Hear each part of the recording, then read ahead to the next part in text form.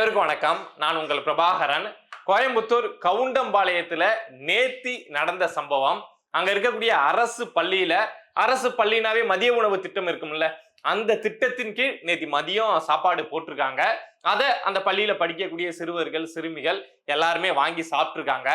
சாப்பிட்ட கொஞ்ச நேரத்திலேயே அந்த சாப்பாடை சாப்பிட்ட பெரும்பான்மையான சிறுவர்கள் சிறுமிகளுக்கு மயக்கம், தலைவலி, வயிற்றுப்போக்கு அப்படின்னு ஏற்பட்டிருக்கு.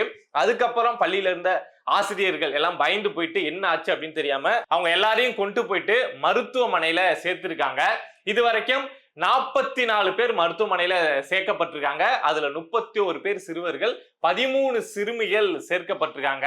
என்ன காரணம்? இந்த சாப்பாடை சாப்பிட்ட சிறுமிகளுக்கும் சிறுவர்களுக்கும் இத மாதிரி நடக்கிறதுக்கு என்ன காரணம் அப்படின்னு பார்த்தா, நேற்று மதிய உணவு திட்டத்தின் கீழ் சாப்பாடு போட்டாங்கல்ல, அந்த சாப்பாட்டுல பள்ளி இறந்து கிடந்திருக்கு. அந்த பள்ளி இறந்து கிடந்த சாப்பாட்டை சாப்பிட்டதுனாலதான் இப்போ இந்த 44 பேர் மருத்துவமனையில அனுமதிக்கப்பட்டிருக்காங்க.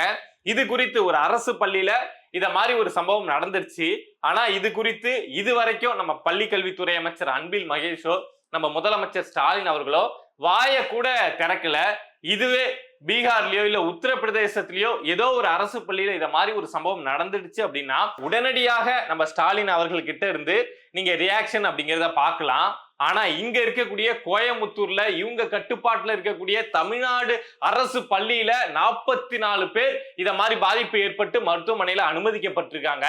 ஆனா இது குறித்து நம்ம முதலமைச்சர் ஸ்டாலினோ இல்ல எதுக்கு எடுத்தாலும் மீடியாவை ஃபேஸ் பண்ணக்கூடிய உதயநிதிக்காக ஓடி ஓடி வேலை செய்யக்கூடிய நம்ம அன்பில் மகேஷோ வாய கூட திறக்கல. இத மாதிரி சம்பவம் இப்பதான் புதுசா நடக்குதா, இதுதான் முதல் முறையா நடக்குதா அப்படின்னு பார்த்தோம்னா 2025ல இத மாதிரி பல சம்பவங்கள் அப்படிங்கிறது நடந்திருக்கு. நம்ம அதை லிஸ்ட் போட்டோம் அப்படின்னா ரொம்ப பெருசா போகுது. ஆனா 2026 ஸ்டார்ட் ஆகி கிட்டத்தட்ட ஒரு 70 நாள் தான் ஆகுது. இதுல 3வது பெரிய சம்பவமா இந்த சம்பவம் நடந்திருக்கு. ஜனவரி மாசம் கோவை ஒடக்கல் பாளையம் அப்படிங்கிற ஏரியாவில் இருக்கக்கூடிய அரசு பள்ளியில இதே மாதிரி மாணவர்களுக்கு மதிய உணவு சாப்பிட்டதுக்கு அப்புறம் பிரச்சனை அப்படிங்கிறது ஏற்பட்டிருக்கு. கிட்டத்தட்ட ஒரு 34 பேர் அப்ப அரசு மருத்துவமனையில அனுமதிக்கப்பட்டாங்க. என்ன காரணம் அப்படின்னு தேடி போய் பார்த்தோம் அப்படின்னா, இப்போ இந்த சம்பவம் நடந்தது, இவ்வளவு பேரு பாதிக்கப்பட்டது பள்ளி விழுந்ததுனால. அப்ப அந்த உணவு அந்த மாணவர்கள் சாப்பிட்டாங்கல்ல, அந்த உணவுல நச்சுத்தன்மை அதிகமா இருந்தது. அரிசி சரியில்லை, குழம்பு வச்சிருந்த பருப்பு சரியில்லை.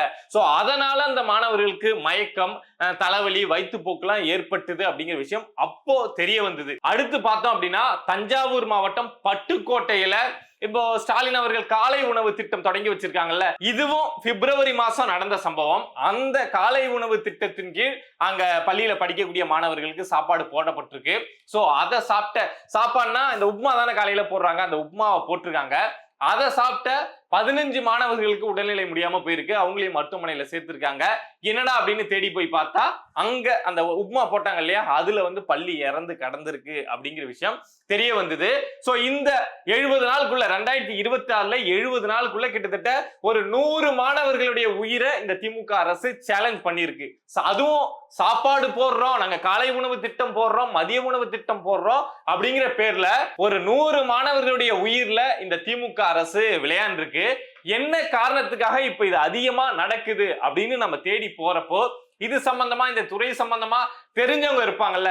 ஏன்பா ஒரு சீசன்ல பார்த்தா இது நிறைய நடக்கும். நிறைய அரசு பள்ளிகள்ல அங்கங்க இது மாதிரி பள்ளி உழுது, உணவுல நச்சுத்தன்மை கலக்கிறது அப்படிங்கிறது நிறைய நடக்கும். சில நேரங்கள்ல பார்த்தா நடக்காது. என்ன காரணம் அப்படின்னு நம்ம தேடி போய் கேட்கிறப்போ அந்த துறையில இருக்கக்கூடியவங்க சொல்லக்கூடிய பதில் என்னவா இருக்கு அப்படின்னா, பொதுவா அரசு தரப்புல இருந்து இத மாதிரி விஷயங்களை கட்டுப்படுத்த நிதி அப்படிங்கிறத ஒதுக்குவாங்க, இதுக்குன்னு ஒரு ஃபண்ட் அப்படிங்கிறத ஒதுக்குவாங்க. ஆனா திமுக அரசு அதை சரியா செய்யறது இல்ல அப்படின்னு சொல்றாங்க. ஒரு எக்ஸாம்பிள் சொல்லணும் அப்படின்னா, பெஸ்ட் கண்ட்ரோல் அப்படின்னு சொல்லிட்டு, அதாவது பூச்சி கட்டுப்பாடு அப்படின்னு சொல்லிட்டு ஒரு ஃபண்ட் அப்படிங்கறத அங்கங்க இருக்கக்கூடிய பள்ளிகளுக்கு, அரசு பள்ளிகளுக்கு அரசு தரப்புல இருந்து கொடுப்பாங்களாம். எதுக்காக அப்படின்னா, இப்ப அவங்க அரிசி வாங்கியாந்து வச்சிருக்காங்க, பொருட்கள் வச்சிருக்காங்க, நிறைய ஜாமா இருக்கும், நிறைய சமைக்கிற இடம் எல்லாம் இருக்கும்ல. சோ அந்த இடத்துல அதிகமா பூச்சி இருக்கு, பள்ளி இருக்கு அப்படின்னா அது எப்ப வேணாலும் அதுல மிக்ஸ் ஆகி பசங்க சாப்பாட்டுக்குள்ள போகலாம், இல்ல சமைச்சிட்டு இருக்க டைம்ல விழுந்துடலாம் அப்படின்னு நிறைய பாசிபிலிட்டிஸ் இருக்குல்ல. சோ அதெல்லாம் கம்மி பண்ணும் அப்படிங்கிறதுக்காக பூச்சி கட்டுப்பாடு அப்படின்னே சொல்லிட்டு அதுக்காக ஒரு ஃபண்ட் அப்படிங்கறத கவர்மெண்ட் சைட்ல இருந்து ரிலீஸ் பண்ணுவாங்களாம். பட் அந்த ஃபண்ட் இந்த திமுக அரசு வந்ததுக்கு அப்புறம் வரதே கிடையாது அப்படின்னு சொல்றாங்க. வரதே இல்லை அப்படின்னா மேல இருந்து அந்த ஃபண்ட் எல்லாம் ஒதுக்கப்படும். ஆனா கீழே வரப்போ கீழே அந்த ஊர்ல எத்தனை பேர் அந்த பணத்தை நம்பி பிழைக்கக்கூடியவங்க, அதனால அந்த ஃபண்ட் வந்து சரியா வந்து சேர்றது கிடையாது. சோ இந்த பூச்சி கட்டுப்பாடு அது மாதிரி விஷயங்கள்ல அங்க இருக்கக்கூடிய அரசு பள்ளிகளும் அங்க வேலை செய்யக்கூடியவங்களும் ஊழியர்களும் கவனம் செலுத்துறது கிடையாது. அதனால ஈஸியா சாப்பாட்டுல பள்ளி விழுறது, இந்த நச்சுத்தன்மை வந்து சாப்பாட்டுல வர்றது, இந்த விஷயங்கள்லாம் ரொம்ப ஈஸியா நடக்குது அப்படின்னு சொல்றாங்க. நான் சொன்னது எக்ஸாம்பிளுக்கு இந்த ஒரு விஷயம் சொன்னேன், இந்த பூச்சி கட்டுப்பாடு அப்படின்னு சொல்லிட்டு அதுக்காக ஒதுக்கப்படுற ஃபண்ட மட்டும் சொன்னேன். இதே மாதிரி நிறைய இடங்கள்ல இந்த ப்ராசஸ் இருக்குல்ல, இங்க வந்து சாப்பாடு வந்து அதை சமைச்சு அங்க போய் சேர்றது, பசங்க தட்டுக்கு போற வரைக்கும் ஒரு ப்ராசஸ் இருக்குல்ல. சோ இதே மாதிரி சின்ன சின்னதா அங்கங்க ஒரு ஊழல் நடக்க சோ இங்க மாணவர்களுடைய உயிர் அப்படிங்கிறது கேள்விக்குறி ஆயிட்டே இருக்கு. நான் சொன்ன மாதிரிதான் 70 நாள்ல இது வரைக்கும் இந்த ஸ்கூல் சாப்பாடை சாப்பிட்டதுனால 100 மாணவர்கள் மருத்துவமனையில அனுமதிக்கப்பட்டிருக்காங்க. இப்படி இருந்தது அப்படின்னா எந்த அப்பா அம்மா தன்னுடைய பிள்ளையை வந்து கவர்மெண்ட் ஸ்கூல்ல படிக்க வைக்கணும் அப்படின்னு நினைப்பாங்க? அப்படியே படிக்க வச்சா கூட இவங்க விளம்பரம் பண்ணிக்கிறாங்கல்ல, காலை உணவு, மதிய உணவு, அதை செஞ்சோம் இதை செஞ்சோம் அப்படின்னு. அந்த திட்டத்தின் கீழ் எந்த அப்பா அம்மா தன்னுடைய பிள்ளை வந்து கவர்மெண்ட் ஸ்கூல்ல போய் சாப்பாடு சாப்பிட்டுக்கிட்டோம் அப்படின்னு நினைப்பாங்க? படிக்கக்கூடிய மாணவர்கள், அதுவும் இந்த அரசை நம்பி சாப்பாடு சாப்பிடுற மாணவர்களுக்கே உயிருக்கு உத்தரவாதம் இல்லை அப்படின்னா இது நிச்சயமாக நிர்வாக திறனற்ற அரசு அப்படின்னு சொல்றதுல எந்த ஒரு சந்தேகமும் இருக்க முடியாது.